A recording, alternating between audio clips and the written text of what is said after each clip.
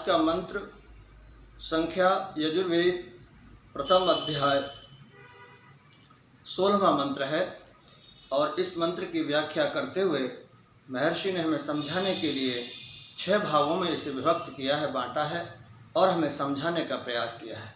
इस मंत्र का पाठ ओम कुक्कुटोसी मधु जिह्वा ईशा मूर्जवा वद त्वया वयं संघातं जिष्म वर्षवृद्धमसि प्रतित्वा वर्षवृद्धं वेत्तु परापूतं रक्षः परापूता अरातयो अपहतं रक्षो वायुर्वो विविनक्तु देवो वः सविता हिरण्य पाणिः प्रतिगृह्णात्वा छिद्रेण पाणिना। ये मंत्र है, बड़ा मंत्र है।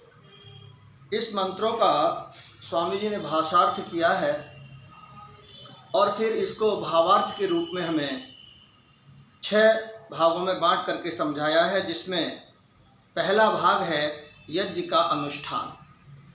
देखिए, अनुष्ठान की जब बात आती है तो अनुष्ठान एक व्यवस्थित है, व्यवस्था है। अगर हम यज्ञ कोई भी कार्य करते हैं, चाहे वो दान हो, तब भी हम विधिवत पात्र को देना, और दान को ऐसा नहीं कि जो हमारी खराब चीज़ है उसे दान देना, वो अनुष्ठान में नहीं आता। परंतु जो अच्छी चीज़ है जिसको हम प्रयोग कर रहे हैं, और ऐसी ही वस्तु अगर हम किसी को देते हैं तो वास्तव में वो दान की लिस्ट में आती है, दान की श्रेणी में आती है। तो इसलिए कहा कि अनुष्ठान के तहत बहुत ही अच्छे प्रकार से जब उत्तम वस्तु का दान दिया जाता है, वो यज्ञ दान होता है। ऐसे ही हम किसी को शिक्षा दे रहे हैं तो विधिवत दें, मन से दें। तो मन से दिया हुआ और अच्छे प्रकार से प्रसन्नता के साथ और व्यवस्था के साथ जब हम किसी कार्य को करते हैं तो वो अनुष्ठान का रूप लेता है। तो ऐसे यज्ञीय जो कार्य हैं, जो श्रेष्ठ उत्तम कार्य हैं, यज्ञ कार्य हैं, उसको हमें अनुष्ठान करना है, विधिवत करना है, अच्छे प्रकार से करना है, मन से करना है, प्रसन्नता से करना है, सुंदर व्यवस्था करके करना है, सब परिवार के साथ करना है। ऐसा करने से हम तो उस चीज़ में हैं, संलग्न हैं, परंतु परिवार को भी बड़ी प्रसन्नता होती है, बच्चों को प्रसन्नता होती है, वो बैठते हैं, सुनते हैं हमारी बात को। तो इस प्रकार से एक अच्छा संस्कार पड़ता है, एक अच्छा विचार हमारे घर में आता है और घर हमारा बड़ा व्यवस्थित होता है, सुंदर होता है, अच्छा होता है।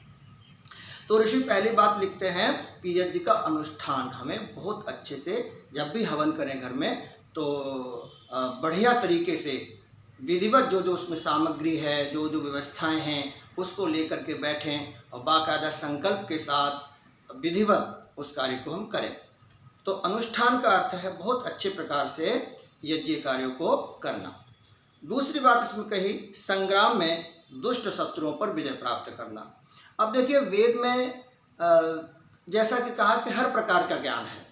यदि आध्यात्मिक है, भौतिक भी है, तो आध्यात्मिक और भौतिक बात की जाए, भौतिक जगत की जाए, तो भौतिक जगत में हमारा जो व्यवहार होता है आमतौर पर वो सबके साथ अच्छा होता है, वो होना भी चाहिए। परंतु दूसरा यदि हमारे साथ गलत व्यवहार कर देता है, फिर ऐसी स्थिति में हमें क्या करना चाहिए? देखो, यहाँ मैं थोड़ा सा एक उदाहरण देना चाहता हूँ आपको। एक उदाहरण प्रभु राम का। प्रभु राम जब बड़े हुए थे तो महाराज वशिष्ठ जो हैं, ऋषि वशिष्ठ हैं, वो लेने आए थे उनको।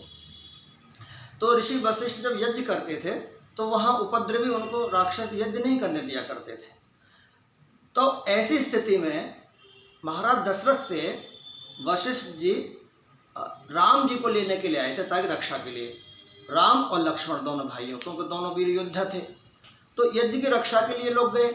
तो यज्ञ के जो शत्रु हैं, धर्म के जो शत्रु हैं, जो सत्य के, धर्म के, अच्छाइयों के, यज्ञ के, एक स्वच्छता के, ये जो इनके शत्रु हैं वो अधर्मी लोग हैं। अब अधर्मी लोग या तो स्वयं हटें, नहीं हटते हैं, पीछे नहीं हटते हैं, तो फिर आपको युद्ध करना पड़ेगा।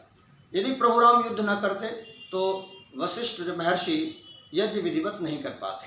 उन्होंने जिस प्रकार से जैसे जैसे जो माना, राक्षस जो दैत्य जो माना, जो यज्ञ न करने देने वाला माना, वैसे उसको समझाया उसकी भाषा में।